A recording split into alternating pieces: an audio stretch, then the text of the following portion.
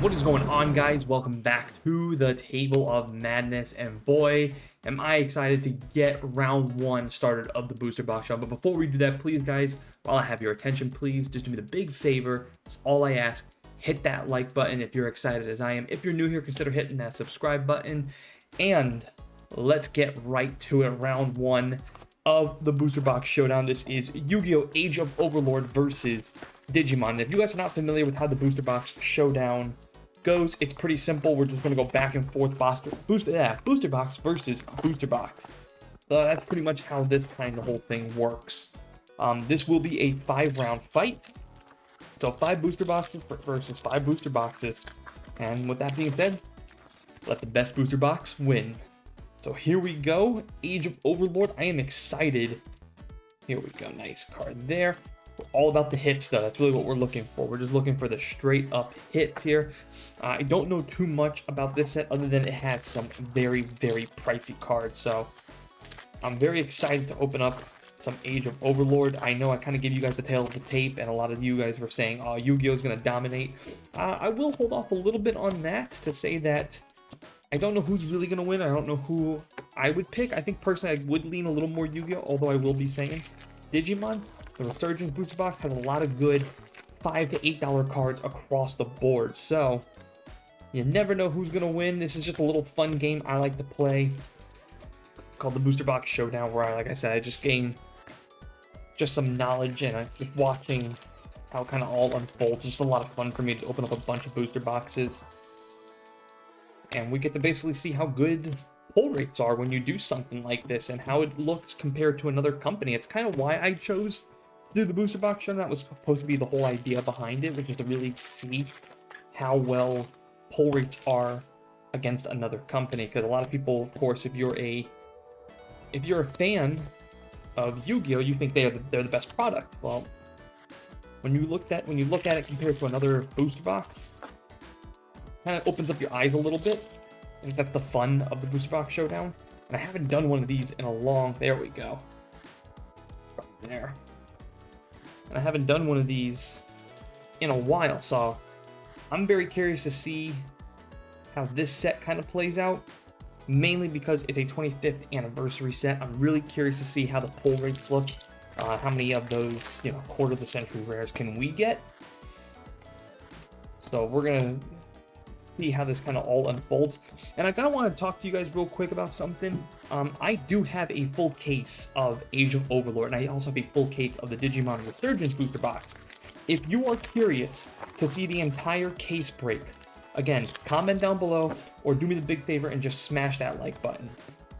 I have a full case, again, I'm going to repeat myself, I have a full case of Age of Overlord and a full case of Digimon Resurgence. So if you are curious to see how a full case breaks down between both of these companies, Yu-Gi-Oh! And Digimon, smash, wanted, Secret Sinful Spoil is our first secret rare. Do me the big favor, smash that like button. It's all I ask if you want to see the full case. I usually kind of do about half a case or a little bit less than a half a case. That's why I chose to do a 5-round fight. So it's going to be 5 booster boxes versus 5 booster boxes. But like I said, if you guys want to see the full case break and you want to see how those numbers look, to see who the real winner is, comment down below, smash that like button. So I've had some crazy good luck with Yu-Gi-Oh! Lately. I've been on a hot streak with Yu-Gi-Oh! I'm very curious to see if that hot streak continues, because this set, like I said, it's got some really good cards, some really high value cards that I would love to get graded.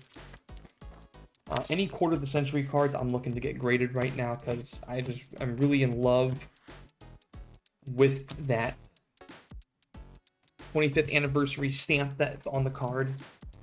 I'm also just in love with the artwork lately of Yu-Gi-Oh! I think Yu-Gi-Oh! Has done an amazing job.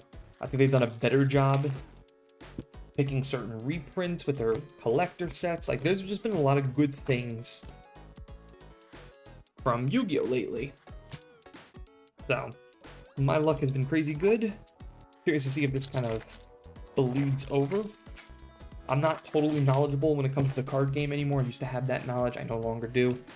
So my apologies for any of you guys that are diehard Yu-Gi-Oh fans. I'm not a diehard Yu-Gi-Oh fan. I'm a diehard Yu-Gi-Oh collector. Love collecting Yu-Gi-Oh cards. Love getting them graded.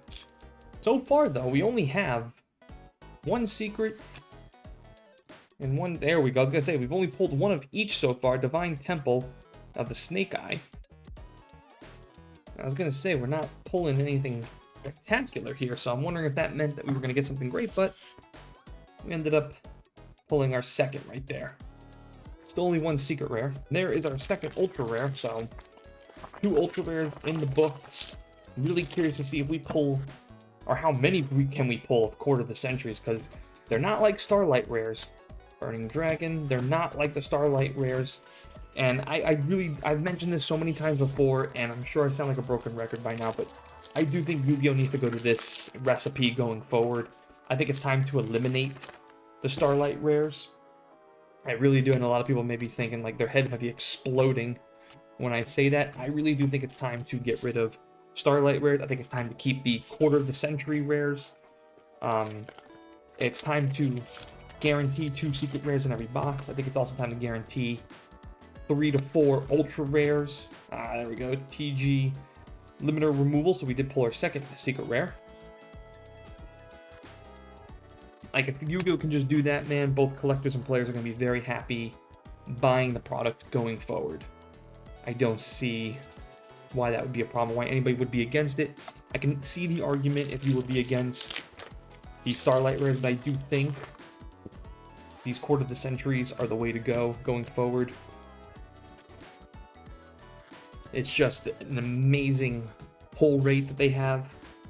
They are also still holding significant value. They're holding just as good. I mean, the SP Little Knight, that card's like a $550 card right now. XZs are Fortress.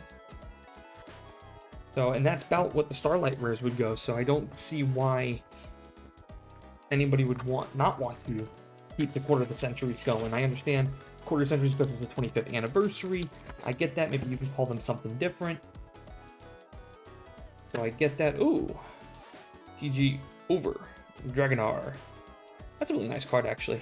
I don't know, something about the. Let me know what you guys think too. Are you guys a bigger fan of the XZs or the Synchrons? I gotta be honest, man. The nice silver white backdrop. I'm a big fan of those. Really, really like those. What are you guys more of? XZs or Synchron? All right, almost done here with this box. And then we'll get to the end of the video where I'll break down how much each booster box cost me and how much I made on this booster box. We're going to do very good too. I know that secret rare is probably in the 40s and 50s. That's one of the highly touted secret rares. So it looks like Yu-Gi-Oh is going to be off to a very, very good start.